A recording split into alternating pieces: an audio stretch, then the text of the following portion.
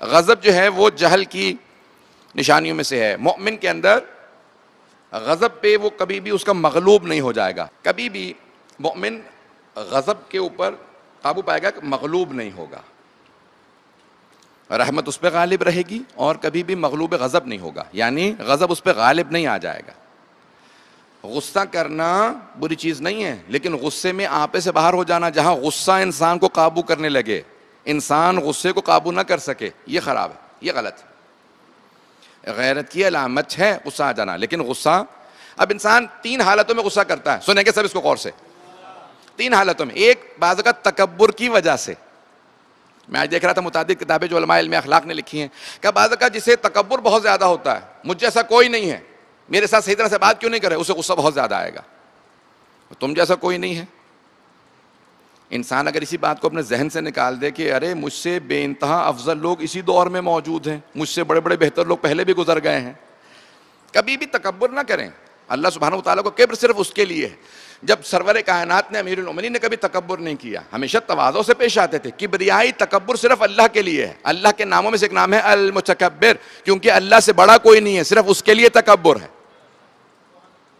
بہت خاموشی سے سن رہے ہیں, اگر بات پہنچ رہی ہے مجھے خاموشی کچھ نہیں کہتی, میری بات پہنچ جانی چاہیے.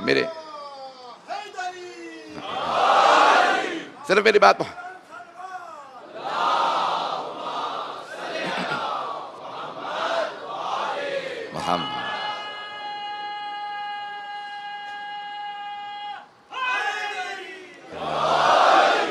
عزیزان کرام, انسان کو اپنے غیظ و غضب پہ قابو ہونا چاہیے. نوجوان بعض اوقات جو ہیں وہ اپنے غصے پہ قابو نہیں پا سکتے.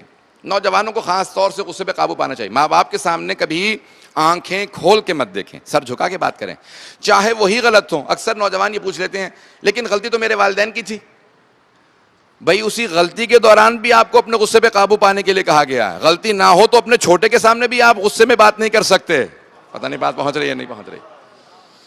جب انسان کی غلطی نہ ہو تو چھوٹے پہ بھی غصہ نہیں کر سکتے. غلطی چاہے والدین کی ہو تب بھی ان کے سامنے انسان کو اجازت نہیں ہے کہ وہ والدین کی غلطی تھی اس لیے میں اونچی آواز سے بات کر رہا تھا. کس نے حق دیا ہے آپ کو؟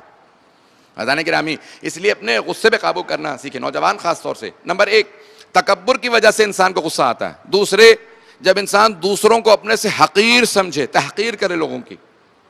میں تو اتنا بہت بڑا نہیں ہوں لیکن یہ میرے سامنے بہت چھوٹا ہے. کیسے فیصلہ کیا آپ نے؟ دلوں کے راز تو اللہ جانتا ہے. بعض کا جسے آپ سب سے زیادہ حقیر سمجھ رہے ہوتے ہیں وہی اللہ کا مقرب بندہ ہوتا ہے. حقیر نہ سمجھے. تو عزیزان کرام, پہلا تکبر کی وجہ سے غضب آتا ہے. دوسرا, انسان دوسروں کو حقیر سمجھے. اور تیسرا, جب انسان بعض اوقات دوسروں کا حق مار لے تو انسان کو بعض اوقات زیادہ غضب ہوتا ہے کہ میں اس کا کس طرح سے حق حاصل کر لوں.